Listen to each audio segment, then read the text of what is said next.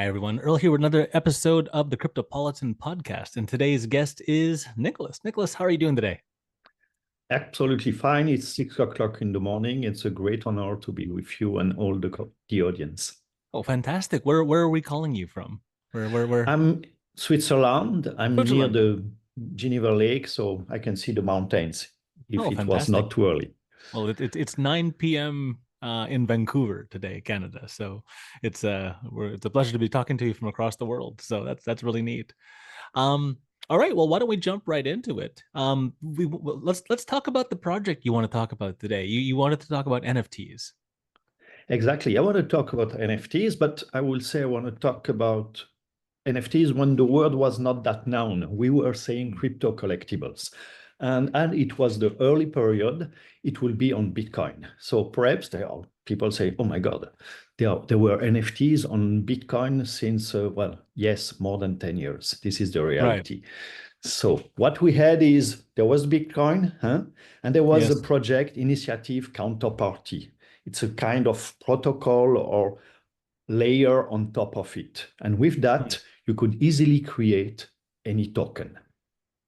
And Okay. with this token, you can create it and say, I can create it. It's divisible like a currency or not, like not divisible. And you can say, I can make one or I can make two or 1,000 or 10,000.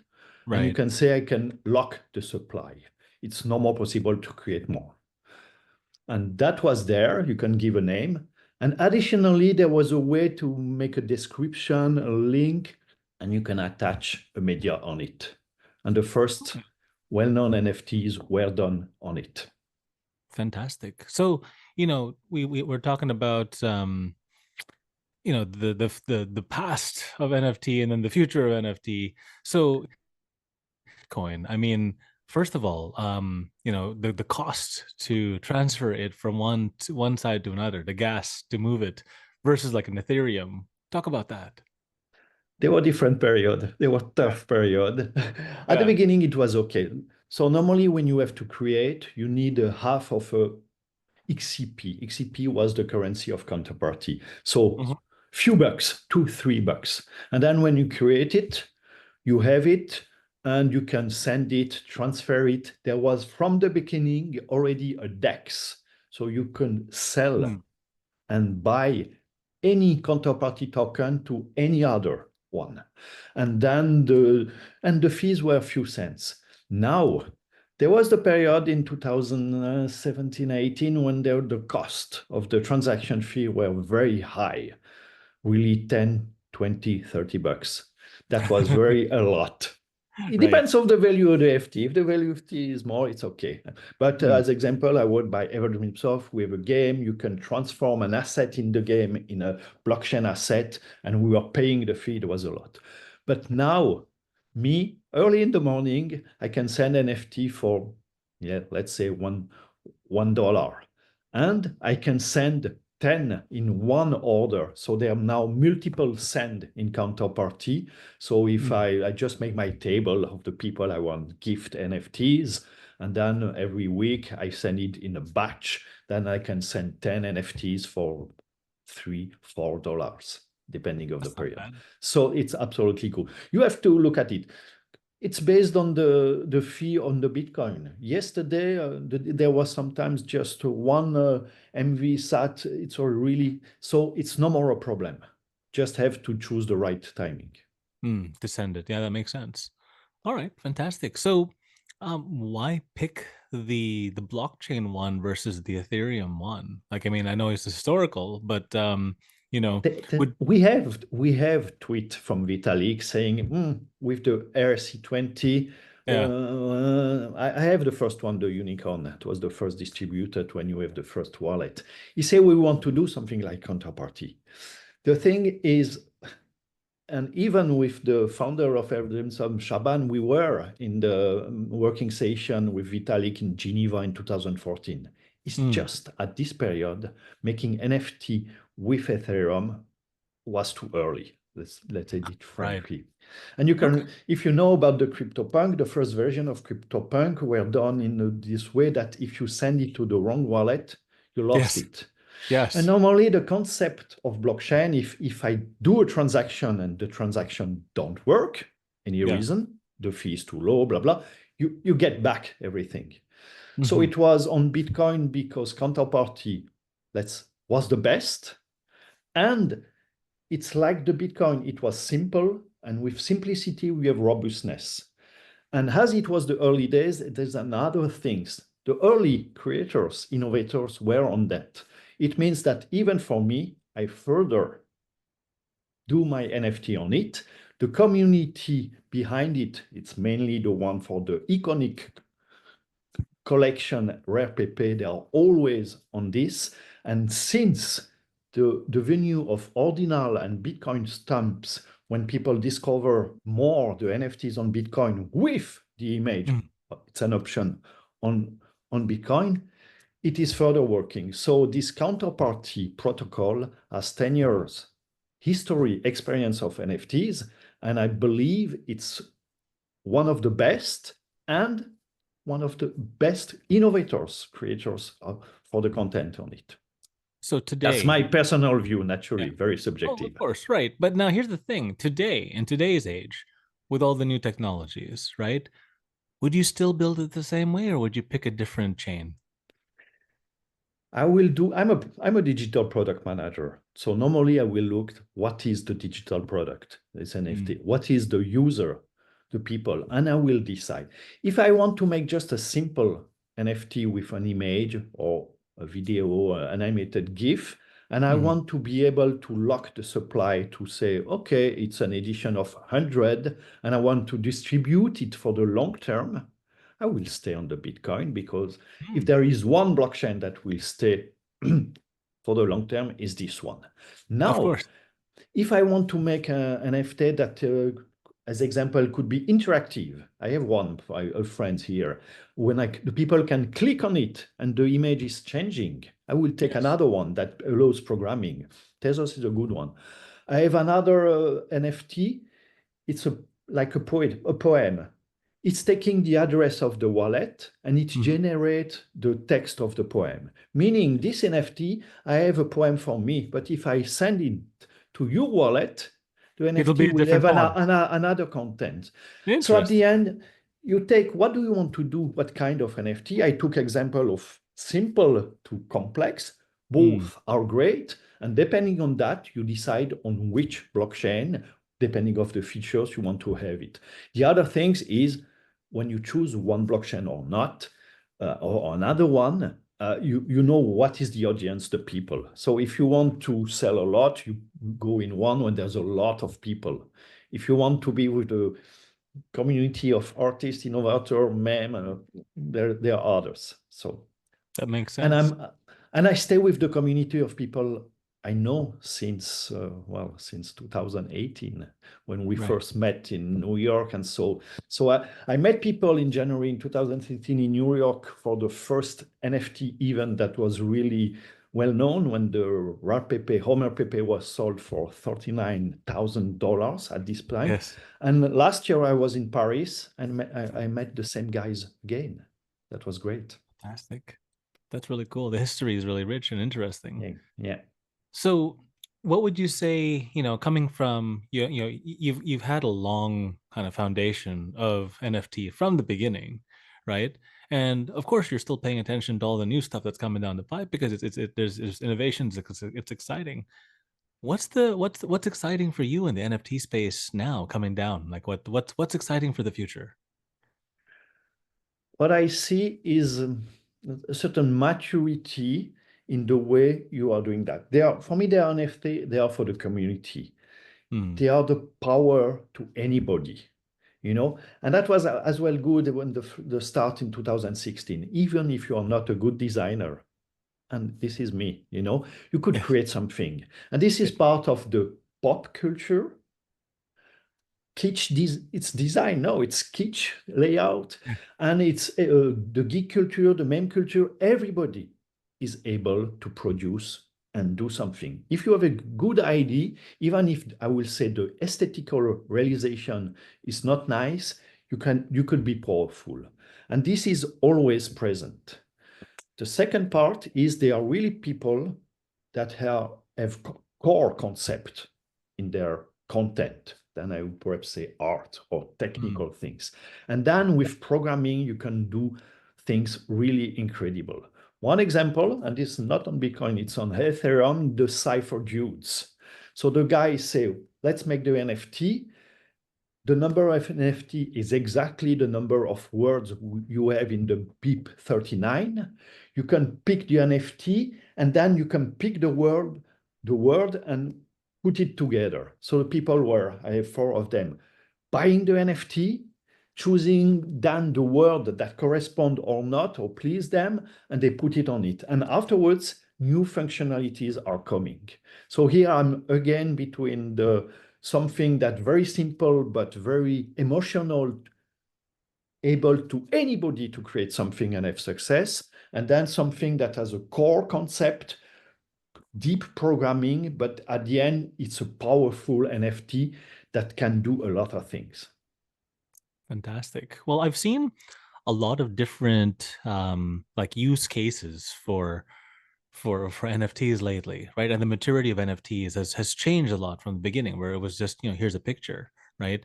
I've seen people use NFTs as tickets to event, and then the NFT becomes a collector item afterwards. I've seen people use Utility. NFT for representation of asset class or assets in real life. So we turned a dress into an NFT, and then we sold the dress, and then we gave the money to charity. So that was a fun little project, right? I've seen NFTs represent portions of intellectual property, so either like movies or music, and then as an owner and essentially an NFT holder, you would get a piece of the royalties or the earnings from the movie or the project. And I've seen lots of really fascinating uses. I'm curious, in your journeys, what were the most interesting uses of NFT that you've run into? Okay, it's interesting because they call it the utility NFT, huh? But Yes. historically they were token, huh? Right. And token, there was a lot of, we had all these ideas, oh, the token could have a utility doing a lot of things. Hmm. And then there were the crypto collectibles, you add media on it. And then there was the fact that you can say really every NFT is unique, but part of a Mm. collection, which is a variation. And Yes. then with time, NFT was like replacing the word token. But Yes.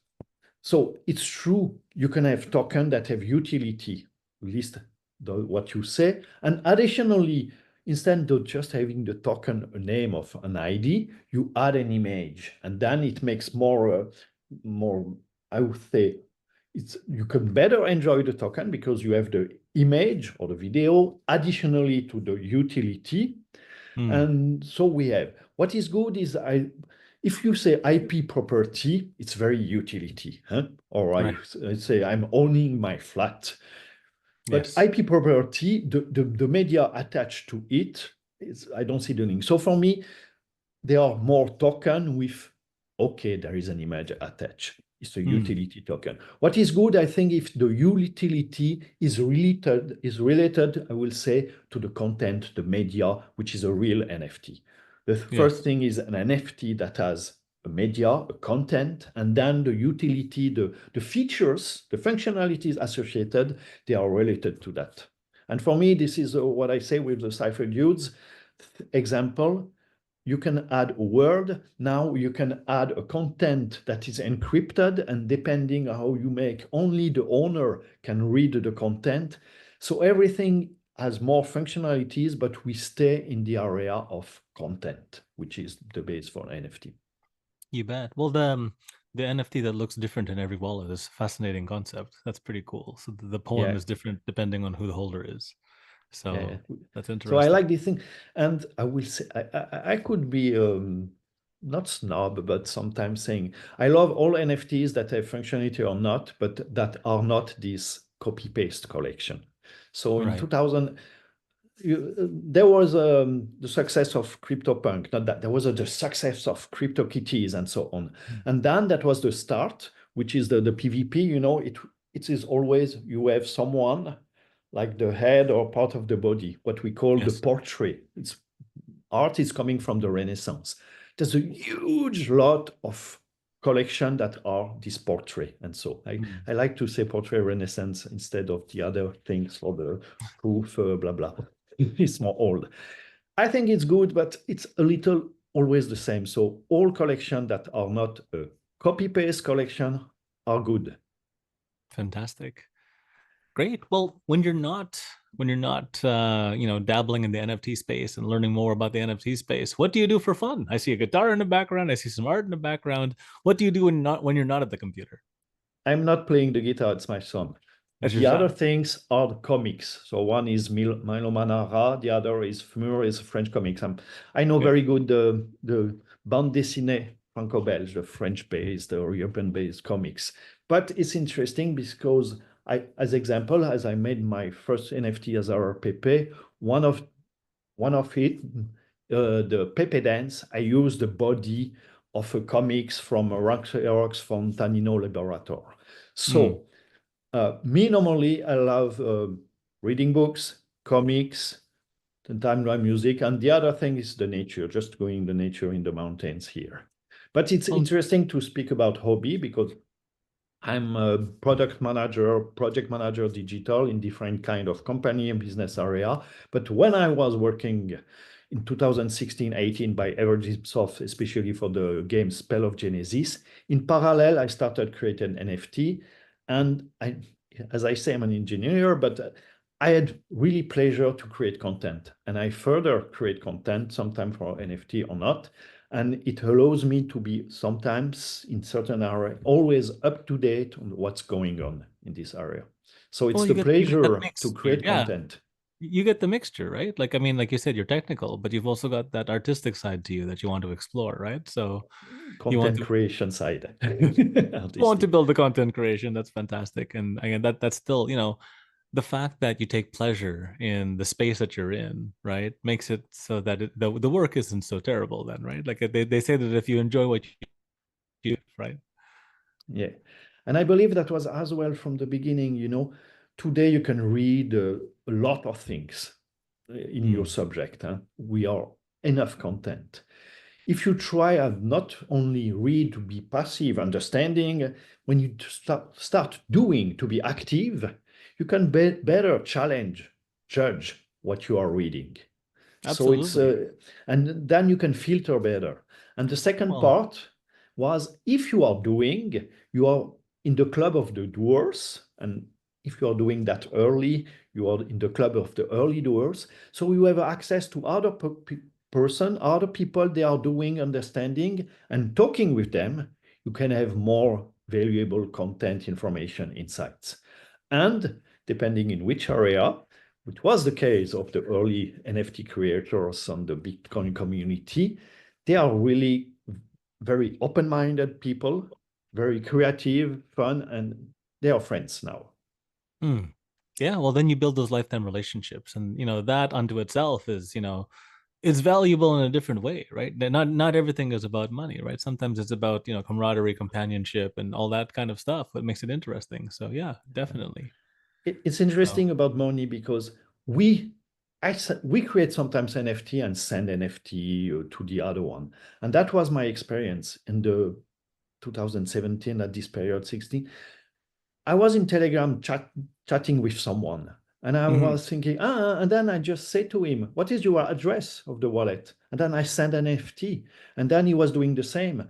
And then I Yeah. was saying, oh my God, now in digital space, we can do what we did in the physical space, means Right. like It, I it, like just like you go have a to a it's like you have a bar. pen pal, right? Yeah, From- I just go to a bar, I see someone and start discussing, and I just offer a drink. right. Now I can offer the NFT drink, and it's great. Yeah. That's interesting. Oh, that would be really cool, actually. A little project with NFTs, just drinks, and you're just passing drinks back and forth Yeah, between each other. That'd be yeah. interesting. Now what would be cool is to download the beer or the wine from the computer, but we're not yet. One day, one day. Yeah, one day. So, Yeah, exactly. Well, I believe first we will send pizza and eat the pizza. oh, I believe it. One day, one day. All right. Well, the third part of the interview is really like, I guess, from a community build type of situation. Where do you want to connect people and let's give them a reason to connect with you. So you were saying earlier you like I guess Twitter is one of the spaces you want to connect with people. So X. Yeah, Uh, exactly. I'm on so Twitter. okay. I'm on Twitter. I was happy to look when I joined Twitter, and I could say, okay, I joined before Elon Musk, so it's better. He's So from you're one of the originals. All right. So no, there so was a lot. let's give people your Twitter address and then give them a reason to connect with you on Twitter. Why should people connect with you? Okay, on Twitter, it's globally about digital of what I'm doing digital. There's a lot about NFT, but not only. And sometimes they are private things. By the way, Instagram is absolutely more private for me. You can see my hobby. But on Twitter, I have as well the account of Blockchainizator, which is the entities I had when I started my own NFT project. So Hmm. the people can choose on for both.